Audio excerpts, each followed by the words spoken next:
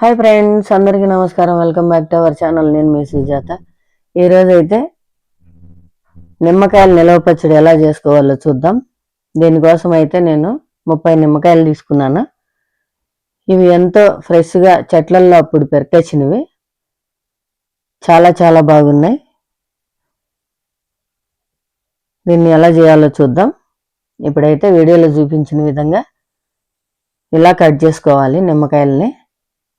చూడండి, కట్ చేస్తుంటేనే నిమ్మరసం బయట వస్తుంది, అంత బాగున్నాయి. ఇలా గింజలతో సహా ఇలా అన్నిటినీ ముక్కలుగా చేసుకొని పెట్టుకోవాలి. చూడండి ఎంత బాగున్నాయో ముక్కలన్నీ. ఇప్పుడు ఒక బౌల్ తీసుకొని అన్నిటినీ బౌల్లో వేసుకోవాలి.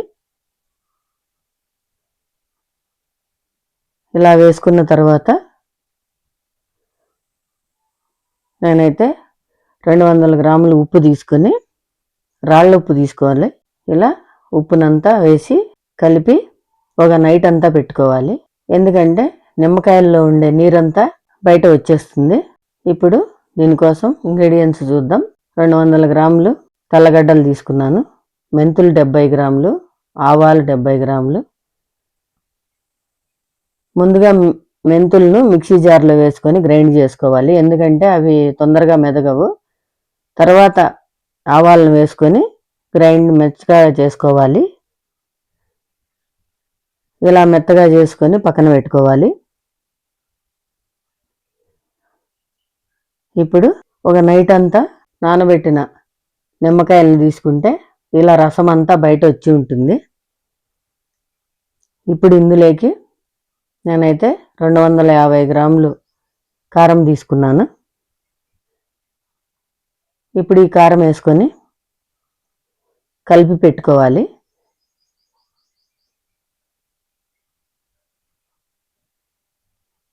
ఇలా నీళ్ళల్లో అంతా కలిసిపోతుంది బాగా. మనం ఉప్పులో ఊరబెట్టుకోకపోతే వాటర్ రావు, తొందరగా కలసను కూడా కలసదు కారము. అందుకే నైట్ అంతా నానబెట్టుకోవాలి. చూడండి ఎంత బాగా వచ్చిందో కలుపుకున్న తర్వాత. ఇప్పుడు మనం పెనం పెట్టుకొని నేనైతే 1/2 లీటర్ ఆయిల్ వేసుకున్నాను, అంటే 500 గ్రాములు. హీట్ ఎక్కిన తర్వాత ఆవాలు చిట్టుబెట్టలాడాక ఎండుమిర్చి వేసుకోవాలి.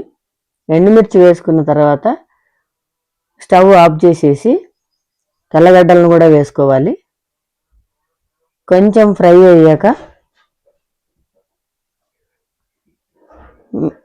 గ్రైండ్ చేసుకున్న మెంతులు ఆవాలను పొడిని ఇందులో వేసి కలుపుకోవాలి. ఈ పొడి వేసినప్పుడు చాలా మంచి వాసన వస్తుంది. ఇప్పుడు ఇలా కలిపి పెట్టుకున్న తర్వాత చల్లారిపోవాలి అంతా, నూనె అంతా. అప్పుడే మనము నిమ్మకాయల్లో కలుపుకోవాలి, వేడి నూనె వేయకూడదు. ఇప్పుడు ఈ చల్లారిన తర్వాత ఇలా కలుపుకున్న నిమ్మకాయల్లో వేసుకోవాలి. ఇలా వేసుకొని అంతా కలుపుకోవాలి. అంతే అండి, ఎంతో టేస్టీగా ఉండే నిమ్మకాయ నిలువ పచ్చడి రెడీ. మీరు కూడా ట్రై చేయండి, ఎంతో బాగుంటుంది. వేడివేడి అన్నంలో చాలా చాలా బాగుంటుంది. ఇప్పుడు ఇలా కలుపుకున్న తర్వాత 3 రోజులంతా ఇందులోనే ఉన్నియాలి. అప్పుడు ఆయిల్ పైకి తేలిన తర్వాత ఒక డబ్బాలో వేసుకొని నిలువ చేసుకోవాలి. చాలా చాలా బాగుంటుంది. ఓకే అండి, మళ్ళీ మంచి వీడియోతో మీ ముందుంటా. ప్లీజ్ సబ్స్క్రైబ్ చేయండి, లైక్ చేయండి, షేర్ చేయండి. ఇంకా ఎన్ని మంచి వీడియోలు చేస్తాను. ఈ నిమ్మకాయ పచ్చడి మీరు కూడా ట్రై చేసి కామెంట్ బాక్స్లో కామెంట్ పెట్టండి. ఓకే అండి, థ్యాంక్ యూ.